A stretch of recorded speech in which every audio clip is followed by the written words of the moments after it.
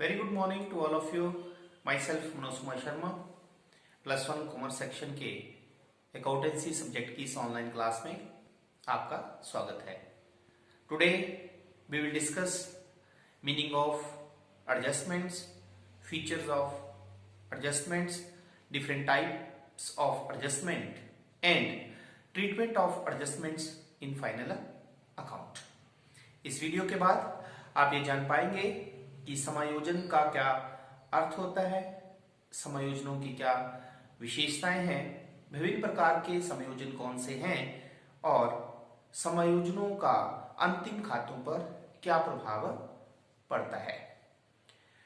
प्रत्येक व्यवसायी वर्ष के अंत में अपना शुद्ध लाभ और शुद्ध आर्थिक स्थिति ज्ञात करना चाहता है. शुद्ध लाभ और शुद्ध आर्थिक स्थिति के लिए यह आवश्यक है कि जिस वर्ष के अंतिम खाते बनाए जा रहे हैं उस वर्ष से संबंधित सभी आयों और व्ययों का लेखा कर लिया जाए.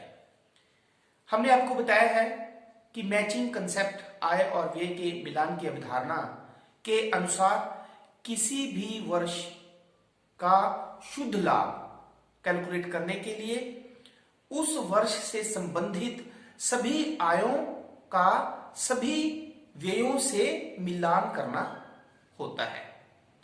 प्रत्येक व्यवसाय में कई बार ऐसे एक्सपेंसेस होते हैं जो देय तो होते हैं लेकिन अभी उनका भुगतान जो है वो नहीं किया होता है.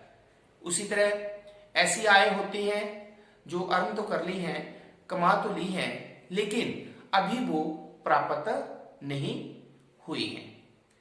इसीलिए ऐसे सभी लेन देन, ऐसे सभी व्यवहार जिनका लेखा नहीं हुआ है, जिन्हें तलपट में नहीं लिखा गया है, उन्हें हम समायोजन कहते हैं. तो समायोजन ऐसे सभी लेन देन होते हैं, ऐसे सभी व्यवहार होते हैं जिनका लेखा पुस्तकों में लेखा नहीं हुआ होता है. ये समायोजन जो होते हैं इनकी कुछ विशेषताएं होती हैं, जैसे कि ये समायोजन तलपट के बाहर लिखे हुए होते हैं. ये हमेशा तलपट के बाहर दिए गए होते हैं. नंबर 2, जो ये समायोजन है, जो ये एडजस्टमेंट्स हैं, इनका हमेशा जो है वो दो खातों पर प्रभाव पड़ता है, क्योंकि हम डबल एंट्री सिस्टम फॉलो करते हैं और डबल एंट्री सिस्टम के अनुसार प्रत्येक लेन देन का जो है वो दो खातों पर प्रभाव पड़ता है. नंबर 3, ये समायोजन जो होते हैं इनका रोकड़ पर कोई भी प्रभाव नहीं पड़ता है. देन यदि ये समायोजन तलपट के अंदर दिए होते हैं तो इनका प्रभाव सिर्फ बैलेंस शीट में ही होता है. Now we will discuss the different types of the adjustments, जैसे क्लोजिंग स्टॉक, अंतिम रहतिया, आउटस्टैंडिंग एक्सपेंसेस, अद्यत व्यय, प्रीपेड एक्सपेंसेस, पूर्वदत्त व्यय, देन उपार्जित आय, अक्रूड इनकम, अनुपार्जित आय, अनअर्न्ड इनकम, ह्रास, depreciation, interest on capital, then interest on loan, bad debts. तो इस तरह के हमारे बहुत से समायोजन होते हैं. Now we will discuss one by one these adjustments. Firstly, we will discuss the meaning of the adjustment, then journal entry of the adjustment, and thirdly, the treatment of adjustment in the final account. तो first adjustment जो हमारे पास है that is closing stock. The first adjustment is closing stock. तो closing stock जो है firstly इसका क्या meaning होता है? अंतिम रहतिया. तो वर्ष के अंत में जो अनबिका हुआ माल रह जाता है उसे हम क्लोजिंग स्टॉक कहते हैं. The amount of goods remain unsold at the end of the year. प्रत्येक वर्ष के अंत में जो अनबिका हुआ माल रह जाता है उसे हम क्लोजिंग स्टॉक का कहते हैं। The secondly, the journal entry of the closing stock is closing stock account debit to trading account. Narration is being closing stock transferred to trading account. The thirdly, we have the effect of the closing stock in the final account, means treatment in the final account. अब ये closing stock जो है, यदि यह adjustment trial balance के बाहर दी गई है तो इसका ट्रीटमेंट क्या होगा? Number 1 is it is credited to trading account, means यह व्यापारिक खाते के क्रेडिट पक्ष में दिखाया जाता है। कहां दिखाया जाता है? व्यापारिक खाते के क्रेडिट पक्ष में। पहला effect. Second effect is it is shown in the asset side of the balance sheet. दूसरा इफेक्ट क्या है कि it is shown in the asset side of the balance sheet, यह चिट्ठे के संपत्ति पक्ष में दिखाया जाता है। जैसा कि मैंने आपको बताया कि कोई भी जो एडजस्टमेंट ट्रायल बैलेंस के बाहर होगा उसका दो खातों पर प्रभाव होगा। यह प्रभाव या तो ट्रेडिंग अकाउंट में होगा और प्रॉफिट एंड लॉस अकाउंट में होगा, या ट्रेडिंग अकाउंट में होगा और बैलेंस शीट में होगा, या प्रॉफिट एंड लॉस अकाउंट पे होगा और बैलेंस शीट में होगा। दो जगह पे होगा, ये हमेशा आपने याद रखना है। अब हम जो है वो क्लोजिंग स्टॉक का एग्जाम्पल लेके आपको समझाते हैं कि क्लोजिंग स्टॉक को कैसे हम फाइनल अकाउंट में लेते हैं। सपोज हमारे पास ट्रायल बैलेंस है, देन पर्टिकुलर्स, ठीक है, then debit balances, credit balance, suppose करो cash, machinery, creditors, wages, salaries दिया है, और ट्रायल बैलेंस के बाहर हमें एडजस्टमेंट दी है क्लोजिंग स्टॉक 2000। इसका मतलब ये हुआ कि ये अनबिका हुआ माल जो है वर्ष के अंत में रह गया। तो सबसे पहले जब हम इसकी जर्नल एंट्री करेंगे तो हम एंट्री करेंगे, क्या एंट्री करेंगे? यही closing stock account debit to trading account, ये हम इसकी जर्नल एंट्री करेंगे। Clear? Being closing stock transfer to trading account 2000 and 2000। Second, हमारे पास इसका ट्रीटमेंट, तो जैसे कि मैंने आपको बताया it is shown, it is credited to trading account, तो ट्रेडिंग अकाउंट की क्रेडिट साइड में पहला इफेक्ट जो होगा इसका होगा ट्रेडिंग अकाउंट की क्रेडिट साइड में 2000। Clear? This is the first effect. Then the second effect of the closing stock is it is shown in the asset side of the balance sheet, तो इसे balance sheet की asset side में लिखा जाएगा। This is second effect of a closing stock. First is हम इस closing stock को trading account की क्रेडिट साइड में लिखेंगे, एंड द सेकेंड इज हम इस क्लोजिंग स्टॉक को बैलेंस शीट की जो है वो एसेट साइड में लिखेंगे। Now we will discuss the next adjustment is outstanding expenses. Outstanding expenses, अद्यत व्यय। अद्यत व्यय वे होते हैं जो देय तो होते हैं लेकिन अभी उनका भुगतान नहीं किया गया होता है, अर्थात ऐसे व्यय जिनका लाभ हमने प्राप्त कर लिया है लेकिन उनका भुगतान अभी हमने नहीं किया है, ऐसे व्यय अद्यत व्यय कहलाते हैं। Outstanding expenses are those expenses which are still to be paid, ऐसे वे जिनका अभी भुगतान करना होता है, ऐसे वे जो हैं वो अद्यत वे कहलाते हैं। क्लियर? फॉर एग्जाम्पल हमने किसी की मजदूरी देनी है, तो मान लो जिस तिथि को हम अंतिम खाते बनाते हैं, हम 31 दिसंबर को अंतिम खाते बना रहे हैं, ये बुक्स ऑफ अकाउंट्स जो है वो 31 दिसंबर को क्लोज हो रही है, और हम जो है वो जो मजदूरी है उसका भुगतान जो है हम करते हैं 5 तारीख को, ठीक है, 5 जनवरी को।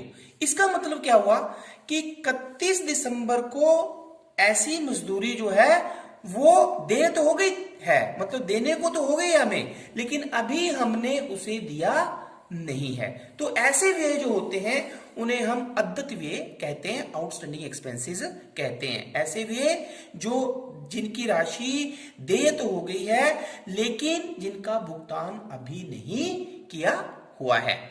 अब सेकेंडली इसकी जर्नल एंट्री हमारे पास क्या होती है? तो जर्नल एंट्री हमारे पास होती है particular expenses account debit to outstanding expenses account. Particular expenses का मतलब यहां आपने समझना है कि पर्टिकुलर एक्सपेंसेस का मतलब जो वे हमने अभी दिया नहीं है वो है। यहां पे मान लो आपने मजदूरी नहीं दी है तो पर्टिकुलर एक्सपेंसेस हुआ वेजिज अकाउंट। कौन सा हुआ? Wages account. क्लियर? तो जर्नल एंट्री हम करेंगे वेजिज अकाउंट डेबिट या particular expenses account debit to outstanding wages account. Clear? Narration is being outstanding expenses, yeah, you can say the expenses due. After that, what is the treatment of outstanding expenses in the final account? ये जो अद्यत व्यय होते हैं इनका अंतिम खातों में क्या प्रभाव होता है? तो मैंने आपको जैसे पहले समझाया कि कोई भी जो एडजस्टमेंट होती है, जो समायोजन होता है, यदि वो ट्रायल बैलेंस के बाहर दिया गया होता है तो उसके दो प्रभाव होते हैं, दो खातों पर प्रभाव पड़ता है। तो फर्स्ट इज, इसका फर्स्ट ट्रीटमेंट जो होगा फाइनल अकाउंट का, it is added in the concern expenses in the trading या प्रॉफिट एंड लॉस अकाउंट। इसे व्यापारी खाते या लाभ हानि खाते के डेबिट पक्ष में संबंधित व्यय में जमा कर दिया जाता है। क्योंकि हमने मजदूरी नहीं दी ना, दे तो हो गई है लेकिन हमने दी नहीं है, इसलिए जो मजदूरी होगी उसमें इसको हम जमा कर देते हैं। ठीक है?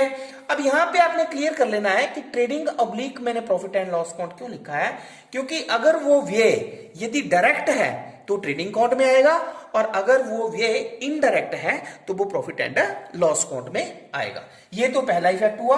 और दूसरा इफेक्ट हुआ, it is shown in the liability side of the balance sheet. इसे चिट्ठे के दायित्व पक्ष में दिखाया जाता है। तो दो इफेक्ट्स इसके क्या हुए? फर्स्ट इज, इसे संबंधित व्यय में व्यापारी खाते में या लाभ हानि खाते में जमा कर दिया जाता है, और दूसरा इफेक्ट जो है इसका वो क्या हुआ, इसे बैलेंस शीट में दायित्व पक्ष में लिखा जाता है। अब हम एक एग्जाम्पल की सहायता से इसे आपको समझाते हैं।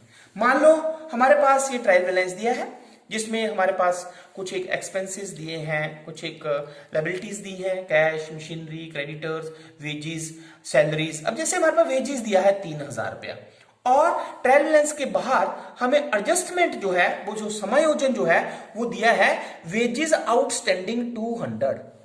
अब इसका मतलब क्या हुआ कि 200 रुपए मजदूरी ऐसी है जिसका अभी हमने भुगतान नहीं किया है। क्लियर?